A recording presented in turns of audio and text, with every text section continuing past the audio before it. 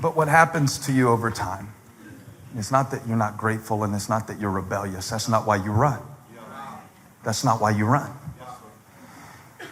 The reason you say I've had enough is because you don't feel like you are enough. That's why he ran.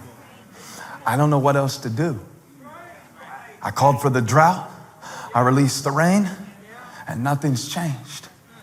I'm done. When he said I'm done, he wasn't telling God, I don't want to do it anymore. He was saying, I don't know what else to do.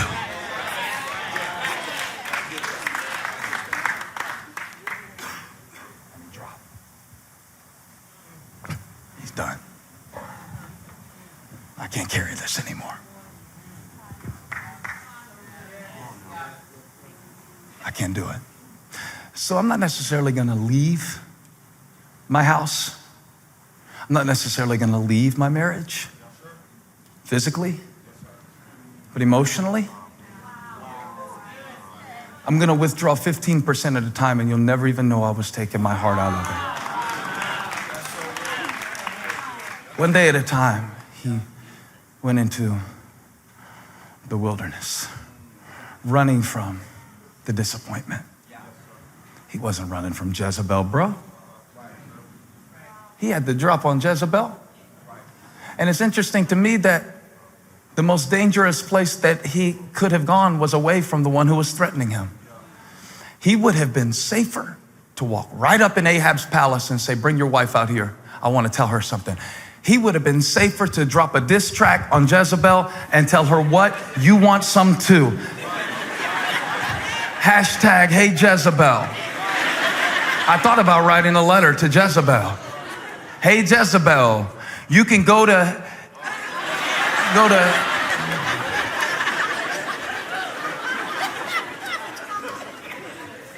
write down the word opposition.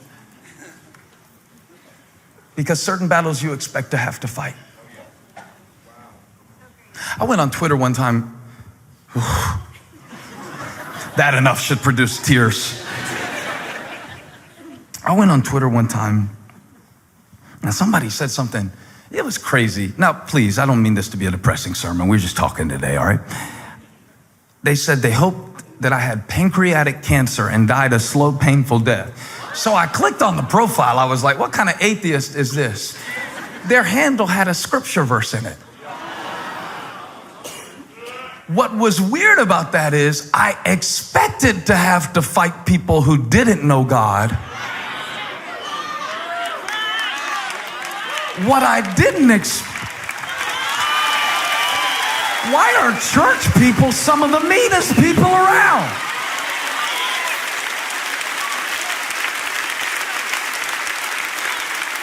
I expect to fight you if your jersey is a different color. That's how the game goes. But you were supposed to be blocking for me. Elijah wasn't scared of Jezebel. Let me tell you what broke his heart. Can I show you this? Go to verse 10. I think it's 1 Kings 19:10. When God asked him a question, it's a very strategic question. He said, what are you doing here, Elijah? By this time, Elijah has long passed through Beersheba where he left his servant. Now the enemy's got him right where he wants him, in isolation. Because the first thing that the devil will do when he wants to drop you is make sure he catches you alone. The attack will not come here in the church. He's too stupid to show up and fight you here. It will be when you leave here. It'll be about 3:26. When you go into a good carbohydrate coma, that's when the thoughts come. That's when the fears come. It's going to come tonight when you got nobody to talk to and nobody to message. And he leaves his servant and he goes into the wilderness and the thoughts come. And he's having this conversation with a God that he can't see about an opponent that he did not expect to have to fight. Here's why I ran. Here's why I want to quit. Here's why I dropped. Because I did my job. I was responsible. And I'm disappointed because the Israelites, Notice how he has separated himself from the very people that he was called to serve. He's talking about them like they're a third party. He is an Israelite. Okay. The Israelites, you know how you do. Your kids, she does that to me all the time. You need to talk to your son. I know it's not because he just mastered a new piece of piano music when she says it like that. You better talk to your son. You better talk to your people, God. You better talk to your children. Because I did my job and I did my best. Sometimes I talk to God like that about y'all. God, you better show these people how good I'm preaching right now, because they don't understand what it cost me to bring them this word, and they're just looking at me real crazy. I did my job. But they tore down your altars, rejected your covenants, and tried to put your prophets to death. And now I'm the only one, and they're trying to kill me too. Now, you know that they can't kill you, or else you wouldn't have said they're trying. But it's not Jezebel you're fighting. It's not even really the Israelites. I expected to have to fight people. I expected to have to fight for a parking space. I expected to have to fight against the corrupt world system. I expected that. What I didn't expect was the inner me to be my greatest enemy.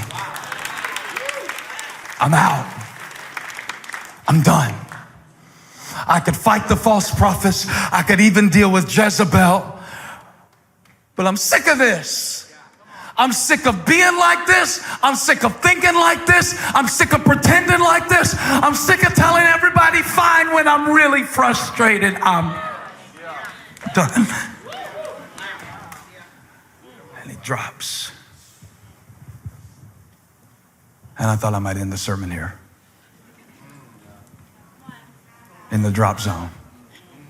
You know, it's an interesting thing, is that when Elijah tells God how he feels, the Spirit of God is in this place right now, and he's about to put something on a parachute and drop it right into your spirit. Let me tell you who he's speaking to right now. The one who doesn't even want to hear it.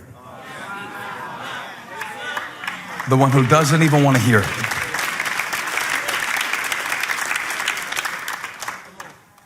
Elijah said, I don't even want to be a mom anymore. You know, the Bible says he went and hid in a cave. We talk a lot about man caves, but how about mom caves? I'm sick of it. I am sick of all these other moms. I'm sick of their fake Pinterest. I'm sick of all of it. I am sick of this. Now, maybe you don't need this message today. You could either sit there judgmental, or you could file it for Tuesday when you go into your own cave. I don't know what he's talking about. Your kid is 5. When they are 15, you will need this message. Put it on your favorites on YouTube, because something will make you want to run. Help me preach left section of Valentine. Spiritual section. Elijah said, I'm out. God said, not so fast, because the reason that you have collapsed is not because of your situation. It's because of your position. Position. I never dropped a parachute with a refrigerator filled with concrete for target practice. I never dropped a gift supply for somebody who never received a pair of flip-flops or a pair of shorts for Christmas. I never did that, but I found on my iPhone, I found AirDrop. I found AirDrop. Have you ever seen it? I don't use it much, but I have used it once or twice. And one thing I found out about AirDrop is when, do you have an iPhone? Stacy, you got an iPhone? Now, I don't need your phone. I want mine. And I got something I want to give you from my phone to your phone. Now, we could do a couple different things. One thing we could do, I could text it to you. But what fun would that be when I have AirDrop? Somebody shout, drop it. Because I found this thing on my phone. It says AirDrop. I found out that if our phones are close enough, and if we have a connection on Wi-Fi and Bluetooth, come on, I'm about to preach this technology until somebody comes out of hiding.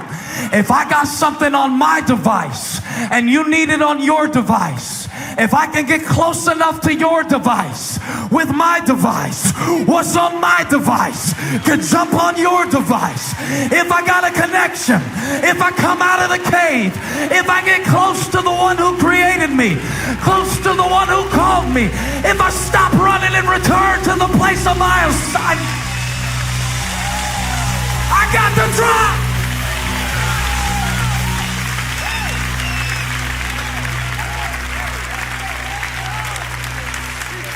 God said, I'm calling you closer. I'm calling you back. This day is for reconnection. I didn't bring you here so you could sit under a broom bush and die. This is the drop zone.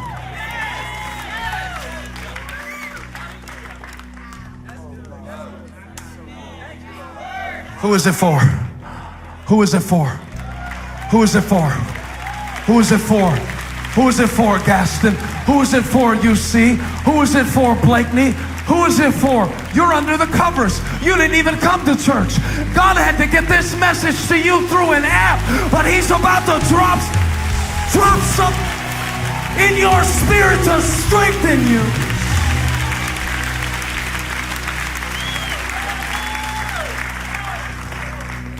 My brother said they put out red flags. They put out red flags in remote locations to let me know that this is the drop zone. They put out a red flag and we fly down close. See, that's the thing about God. He can't shout it to you. He has to get down to that 300-foot level, real close, where you can't hide how you really feel. And maybe we should do today what Elijah had to do to return to the calling and return to the rain and return to the blessing of God. Look, it doesn't require a change in feelings. It's a change in focus. You got it? I'm preaching to y'all in the back. I'm preaching to people who are too tired to stand up and say amen. This is your mail. This is your package. This is your supply. God's trying to drop it. And God told Elijah, verse 15 is so beautiful. He said, go back the way you came. Change your position to receive the provision that is already waiting in the place where you belong. Because I'm seated in heavenly places with Christ. I said I'm seated in a divine position, far above rulers, far above principalities. Who am I preaching to? I'm looking in the camera. I need to know where to drop this.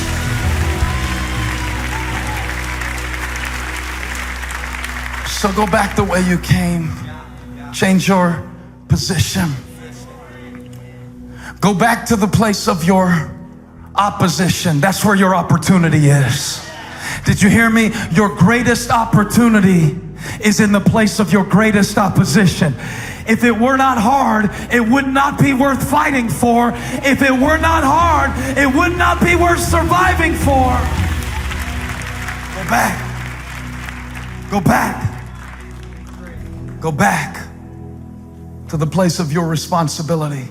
I've already got, God told Elijah, I've already got Elisha, son of Shaphat. He's your successor. He's waiting for your mantle. You weren't supposed to do this alone to begin with. And the reason that I let you run out of strength is so that you would be in a place of surrender and dependence. You were not supposed to do this alone.